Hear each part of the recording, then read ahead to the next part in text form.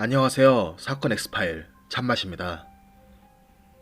여러분은 정확한 이유도 모른 채 가족을 잃는다면 어떤 기분이 드실 것 같나요? 오늘은 2년 전 발생한 한 가족에게 닥친 비극에 대해 이야기하려고 합니다. 지금도 이 비극의 원인은 무엇인지 정확히 알 수가 없습니다. 그럼 이 가족의 이야기 속으로 들어가 보겠습니다. 지난 2017년 3월 2일, 한 여성은 다급히 아버지가 살고 있는 집으로 향했습니다. 경기도 양주시에 위치한 전원주택에 살고 있던 80대의 고령인 아버지가 며칠째 연락이 되지 않자 불안한 마음에 직접 아버지를 찾아간 것이었습니다. 심지어 고령의 할아버지를 돌보며 함께 생활하던 그녀의 아들조차 연락이 되지 않던 상황이라 불안한 마음은 극에 달한 상태였습니다. 양주의 전원주택에 도착한 그녀는 머지않아 자신의 불길함이 적중했음을 직감합니다. 집안 작은 방에서 자신의 아버지와 아들이 나란히 바닥에 누워 사망해 있는 것을 발견한 것입니다. 이들은 어쩌다 함께 사망한 채 발견된 것일까요? 신고를 받고 출동한 경찰을 처음 맞이한 것은 집안의 후끈한 열기였습니다. 3월 초에 쌀쌀한 공기와 대비하면 사우나라고 부를 수 있을 정도였습니다. 집안에서 발생한 화재는 자체적으로 소멸된 듯 보였지만 그 열기가 남아있던 데다가 보일러까지 계속 돌고 있었기 때문이었습니다. 집안에 들어간 경찰은 곧장 잿더미에 뒤덮인 시신을 확인합니다. 얼핏 보기엔 화재로 인해 할아버지 A씨와 손자 B씨가 사망한 것으로 보였지만 그들 몸에 남겨진 흔적들은 다른 말을 하고 있었습니다. 육안으로 검시한 결과 할아버지와 손자의 몸에 폭행의 흔적이 보였습니다. 경찰은 즉각 국립과학수사연구원에 부검을 의뢰했습니다. 부검 결과 할아버지 A씨는 흉부 다발성 골절 및 설골 등 골절에 의한 사망, 손자 B씨는 두부 손상을 입은 상태에서 화재에 의한 질식사로 드러났습니다. 이에 대해 경찰은 이번 사건을 살인사건으로 보고 수사를 전개했습니다. 그런데 언제 사건이 발생했는지 추정하는 것이 어려웠습니다. 화재 신고조차 없었기 때문이었습니다. 집안은 시커멓게 그을린 흔적이 가득했지만 외부는 너무나 멀쩡했습니다. 따라서 동네 사람들 누구도 전원주택에서 발생한 이변을 눈치채지 못했습니다. 가족들은 2월 26일부터 아버지 A씨가 연락을 받지 않았다고 진술했습니다. 2월 26일부터 3월 2일, 이 5일 사이에 할아버지 A씨와 손자 B씨에게 발생한 일을 파악하기 위해 단서들을 찾아야 했습니다. 경찰은 현장 감식팀을 동원해 현장을 정밀 감식하기 시작합니다. 하지만 집안의 고온은 현장 감식팀에게 악재였습니다.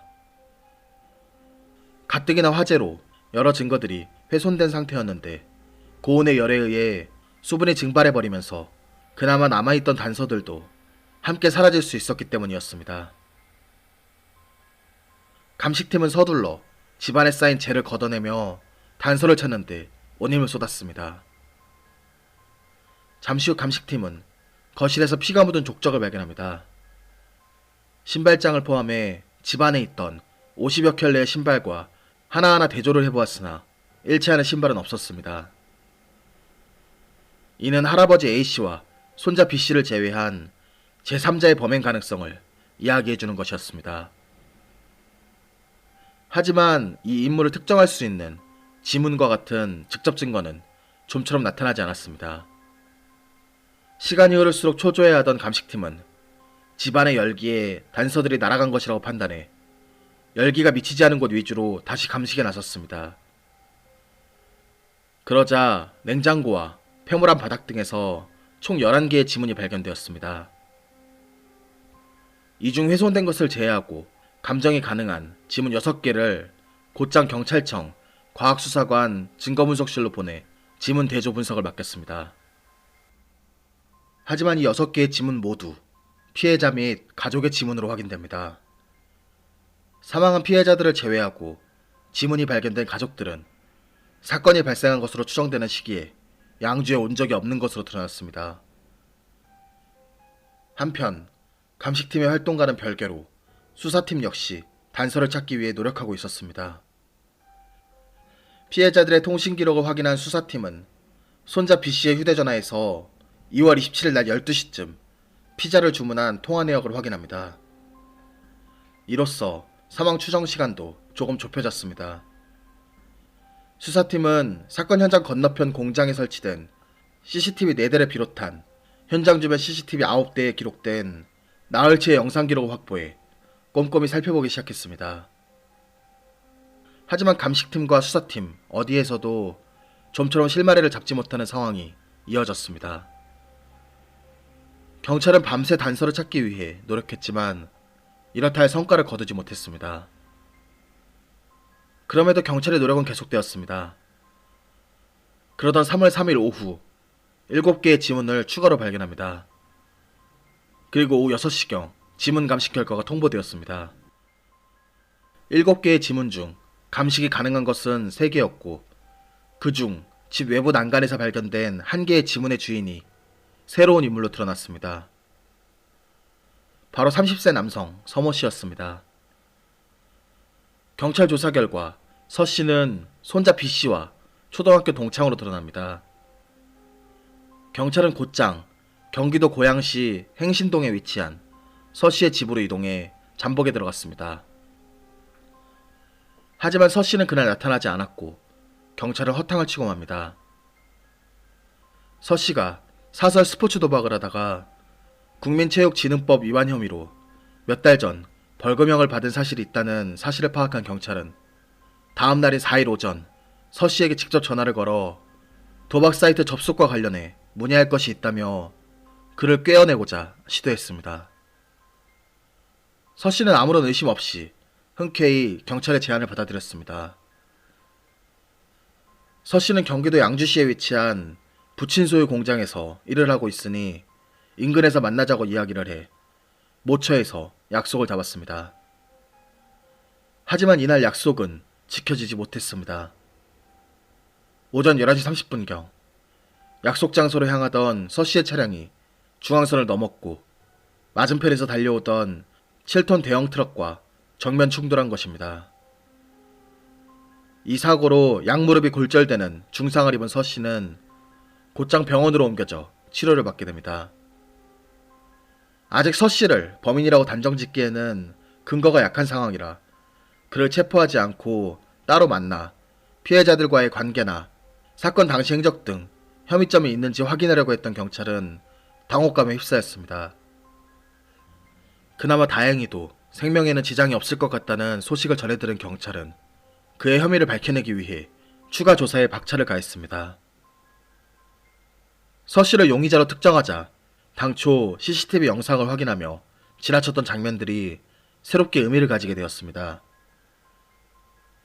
2월 28일 오후 3시 16분쯤 사건 현장 쪽으로 향했다가 오후 3시 50분쯤 현장을 빠져나가는 흰색 외제 승용차가 서 씨 아버지의 소유 차량으로 드러난 것입니다.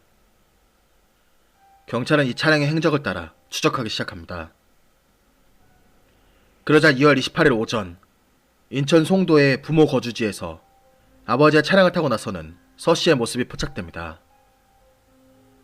또한 서 씨가 다니는 공장에서 사건 현장에서 발견된 족적과 동일한 모양의 족적을 발견했고 서 씨가 해당 운동화를 최근 인터넷 쇼핑몰을 통해 구입한 사실까지 확인합니다. 의심이 확신으로 바뀌는 순간이었습니다. 이후로도 계속해서 서 씨가 범인임을 나타내는 정황이 드러났습니다. 서 씨가 3월 2일 중고 물품 거래 사이트를 통해 최모 씨에게 고가의 시계를 팔아넘기고 700만 원을 받은 것을 수상하게 여긴 경찰은 해당 시계의 보증서를 조회했고 그 결과 손자 B 씨가 2015년 7월 서울 강남의 한 백화점에서 1,400만 원 정도를 주고 구입한 시계임을 확인합니다. 이제 서 씨가 회복되기를 기다려 그 죄를 묻기만 하면 되는 상황. 하지만 생명에 지장이 없을 것이라던 예상과는 달리 교통사고가 발생한 지 약 9시간이 지난 오후 8시 20분 서 씨는 끝내 사망하고 맙니다. 범행 동기와 목적 등 숱한 비밀을 아는 채 말이죠. 그의 사망 이후 그가 사건 당일 몰았던 외제 차량 가속 페달에서 손자 B씨의 DNA가 추가로 발견됩니다. 결국 경찰은 수사 자료를 보강해 서 씨를 범인으로 확정짓고 이번 사건을 공소권 없음으로 마무리했습니다. 경찰 조사에 따르면 서 씨와 손자 B씨는 서로 친한 사이도 아니었고 근래 서로 연락을 했던 흔적도 없었습니다. 그저 같은 초등학교 동창으로 SNS를 통해서만 연결이 되어 있던 것으로 파악되었습니다. 그렇다면 서 씨는 손자 B씨와 할아버지 A씨가 살고 있는 전원주택을 어떻게 알고 찾아갔을까요?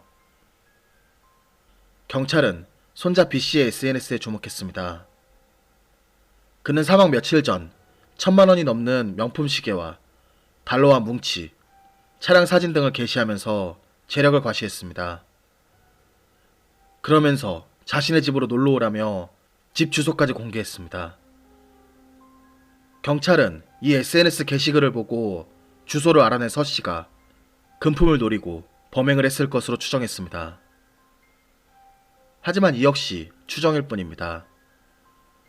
왕래가 없던 사이에 SNS 게시글만 보고 집을 찾아가 범행을 저지른 것이 정말 맞을까요? 그리고 정말로 금품을 노린 범행일까요? 또한 어떻게 침입해 어떤 방식으로 범행을 저질렀을까요? 서 씨의 사망으로 이번 사건의 퍼즐은 끝내 맞출 수 없게 되었습니다. 경찰도 피해자 가족도 그에게 묻고 싶은 것이 많았을 것입니다. 저도 서 씨에게 하나 묻고 싶습니다. 대체 왜 그랬습니까? 하지만 죽은 자는 말이 없을 뿐입니다. 이상 사건 엑스파일 참맛이었습니다.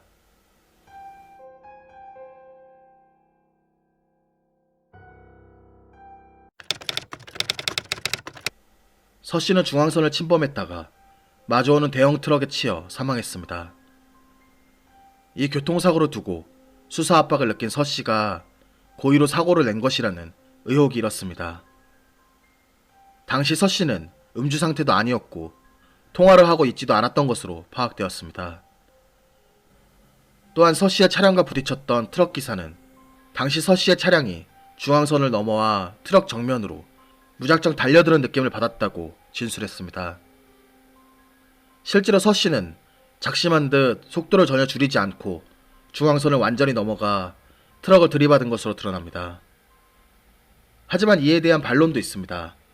해당 사고 지점이 사고 다발 지점이었고 조금만 운전대를 비틀어도 바로 사고로 이어질 정도로 위험한 구역이었다는 것입니다. 또한 서 씨가 경찰과의 통화를 통해 흔쾌히 만남 약속을 잡았고 경찰이 그에게 살인사건과 관련한 이야기를 해주지 않아 자신이 수사선상에 올랐다는 것을 몰랐을 것이라 판단하기도 합니다. 과연 서 씨는 고의로 사고를 낸 것일까요? 아니면 정말 단순 사고였을까요? 이 역시 사망한 서 씨만이 알 것입니다. 이상 뒷이야기였습니다.